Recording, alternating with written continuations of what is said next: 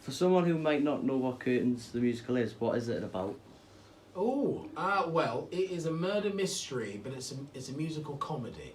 So essentially, there is a show within our show, and in that show, the lead gets murdered in the very first scene, and basically we watch for the next 2 hours while everybody tries to figure out who the murderer was. But the detective is played by Jason Manford. His dressing room is over there. Tormenting Jason Manford, yeah. who's just trying to scare me, but we'll go into that. The odd prank or two. His character is not only the detective who tries to solve the murders, but he's also a huge musical theatre fan. So he essentially is the guy that solves all the problems within the show and helps our terrible show head for Broadway. It's kind of how it works. Quite unique. It's there's nothing like it, is there, at the moment? There's nothing like this kind of MGM style classic. Oh, do you want me to turn that down? Sorry, Sarah, if you just turn that dial. Goodness me. Yeah, there we go. That's crazy sounds.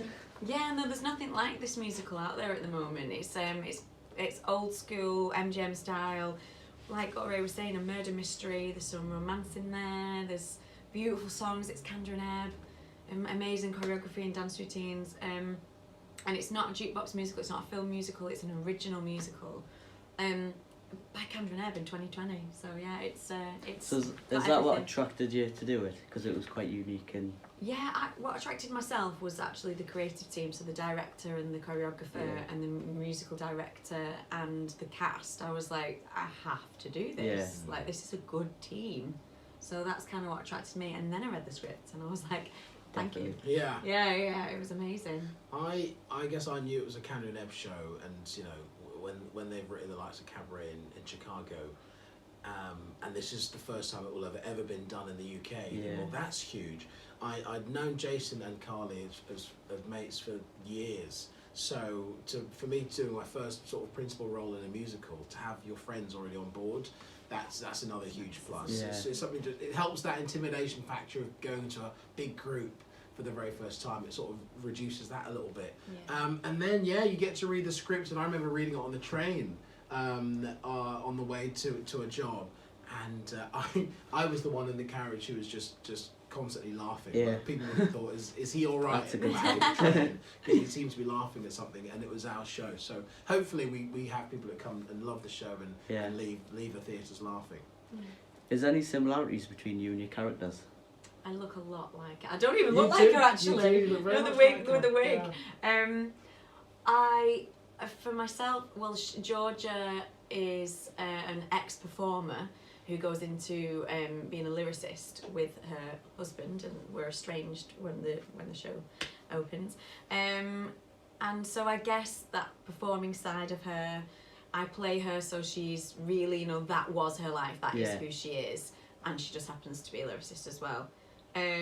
She's a bit feisty. I'd like to think I am. I think she's probably a little bit more feisty than me, I don't know. But then it's in that era as well where, in the 1950s, where women kind of weren't allowed to be feisty, so I guess she's held back a bit as well. Yeah, I think she's got some punch. So I guess the performing side and the bit of the feistiness. She's classier than me, though. She wouldn't have started this interview wolfing down on hummus and cracker bread. I don't know. She'd have done her hair a bit more as well. You found her. What about you? I guess the fact that he's really unlucky in love is my character, Aaron Fox, and I spent a lot of years being very unlucky when it came to women.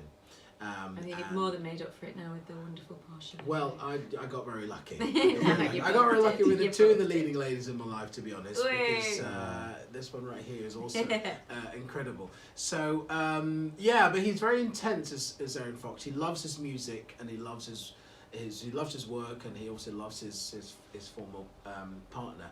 So I guess he's unlucky in love and in the workplace. So I think a lot of people can kind of relate to that. Yeah.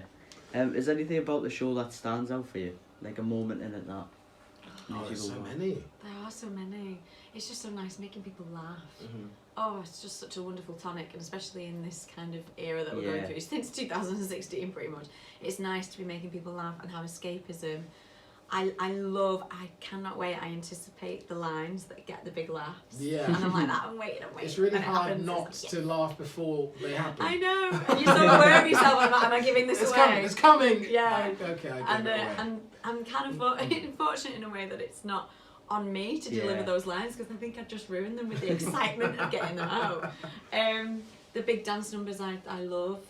Oh God, there's just so many good bits. Yeah, I think for the audience who are coming to see it, you know you're going to get Yeah. laughs. You know, Jason is been a renowned comedian for so long, He 20 knows what years. he's The guy's doing. been around, so we know it's going to. You know it's going to be funny. But I think what you necessarily don't know, because it's the first time the show's been done over here, is that when these dance numbers come out, these big song and dance numbers, they really do pack a punch, and you almost have to brace yourself to see what's coming, because it looks so immaculate with the set and the costume. The costumes are beautiful. And then with the score that written by Kandra and Eb, it's interactive. It feels it really comes out, and so that's, I think, for everybody who's watching it, and you really get a number and you get a number and you get a number. You get so much bang for your ticket. Yeah. So I think we wouldn't want to count how many highlights and moments there are. Yeah, for everybody so watching many, this. the whole So show. many. I do really wish I could sit and watch this show. Should do. I know. Just take yourself out this I matinee know. today. Don't tempt me. I've been up quite early today. You recently performed Curtains in the West End. Do you think there's a difference between touring in the West End? I think because this show's got a few in-jokes about performing. Yeah. Because you're watching a theatre company put on a show, there is lots of in-jokes surrounded by that. And I think maybe our London audience were more ready for them because it was kind of set around that vibe, wasn't it? Mm-hmm. But then I love coming to the regionals and hearing people get the jokes as well. But then they really enjoy the more of the cheeky jokes. I think in the regionals that probably didn't go down too well in London. But over here you get some cheeky little jokes and they love it. I think you're just happy to. The fact that the show got to go into the West End full stop was a real plus because we were prepared for these two UK tour legs, one in 2019 and one in 2020. We were all going on holiday over December. That was it. Yeah, well, you were. I was going to Panto, so I was ready for a full run. Oh Everybody else had to change their plans, but you do for the West End. So everybody was happy. Was more than happy to change that up. But to be able to have a West End run and a UK tour run, because when you got the momentum of taking it around to audiences who really want to find out about this new show, then you add the credibility of it having been in town and then come on tour again. It's it just gives you this energy and more momentum that you might otherwise not have had. So we feel really lucky that in a short space of time we've done it all. You know. So lucky, and I think it would be really lovely for the regional theatres to kind of go, oh, it must be good then because it's been on the West End. So I'd like to think it gives it shows people that it is a really good show. And I like the way that we've kind of done it because we started on tour, and on tour a cast and a company become tighter because you've got each other and you go for a drink after the show, because otherwise you're just going to go and sit in your digs on your own. So it's nice, and sometimes you're sharing digs we all shared, didn't we? So it's nice to get to know each other and better.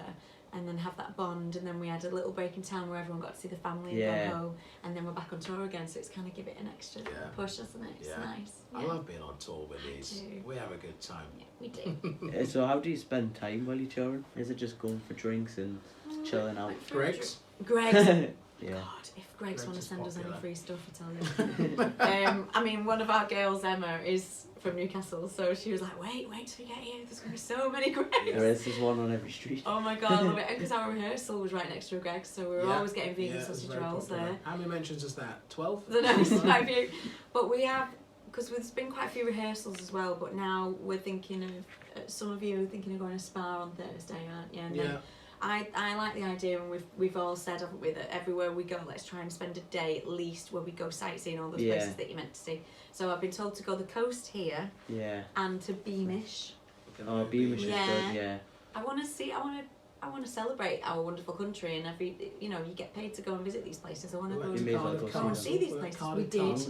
We had a lovely day around there, didn't we? We tried tourist places and also food. That's kind of how it works. We fill our time with food and tourism. And a few escape rooms. We've had a few escape rooms along the way. You missed Yeah, out on the I last missed one. out on that. We need to get you on the. I would love to see you in an escape room. Do you do well on them?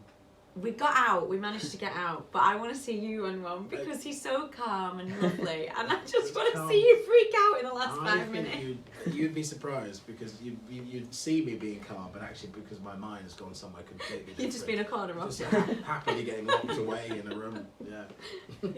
Yeah. This is for both of you as well. Is TV something that you'd like to return to, or is it more stage that you would like to focus on?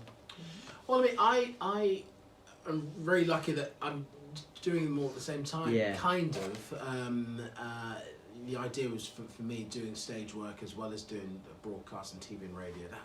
That's my ideal world. Yeah. So I'm lucky that I'm being able to add this string to the bow because I love being on stage. I love sharing a moment in the theatre with an amazing company and having that reward for the audience and really enjoying a show. So it's never a step away. So I'm hoping that it will dovetail So nice together. to be able to do the both together. Yeah, it's not an So easy nice. balance, and you have to spend a lot of time away from home. But I love what I get to do. Yeah. But I guess you spent plenty of the last couple of years on stage. Yeah, Smashing I did. it. Oh, bless you. I did 10 in Hollyoaks, Yeah. and now I've nearly been out of Hollyoaks for 10 years and doing theatre. So I have managed to do 20 years. I feel so old. But yeah, my heart's in musical theatre. Yeah. My heart is. There's nothing beats the adrenaline of the stage and that feeling and that buzz and that electricity that you get from a live audience. But I do like the versatility of TV and every day being slightly different and a new challenge. So to be able to go back and forth would be lovely to swap in and out. I think it's so hard to do that in this country. Yeah. I feel like you do get pigeonholed. Yeah, it's either or really. It would be lovely to be celebrated and be like, oh, that person's a performer, so let's put her in this or that. Yeah. That would be really nice. But I think, do you know, I've always said if the script's good, if the character's interesting, I would do it regardless on what platform it is, like radio play or, I did The Fringe, I've literally worked for nothing because the character was interesting, the show was good. As long as it's right, then you do it. Yeah. And finally, what are you both most looking forward to in 2020? Ooh, what are you looking forward to? Oh my gosh. I've not been asked that. Whoa. What are we looking forward Well, to? you should be looking forward to a break. I am looking forward to a holiday. I ain't gonna lie, that did pop in my head. When was the last week that you had off? November? Well, no, I had. Did we have a week off in October? We had a week off. And Next one will be February. And the next one will be February. That's a long But the last time I've been on holiday with my husband was our honeymoon, and that would have been 18 months ago. And it took us 18 months to go on our honeymoon. So I'm looking forward to a holiday. Nice holiday. Yeah. Sunshine, as you can tell, I'm freezing. So yeah, sunshine. Girl needs the heat. Do. Gosh, what am I looking forward to? Do you know what? I don't know. Because I don't know what 2020 is going to bring. Last year, Curtains was one of 3 stage productions that I did, and I loved every single one of them. And I just don't know what the year is what it's going to turn into. So I guess I'm just looking forward to more surprises. Yeah. Really. So, and hopefully a holiday at some stage. Oh, yeah. I don't need as much as she does. I'll tell you that straight away. Yeah. Well, thanks for both joining us, and Thank you. I wish you the best of luck for your show. Thank you. you. Thank you very much. Come see Curtains Insight. Come see us. You'll love it.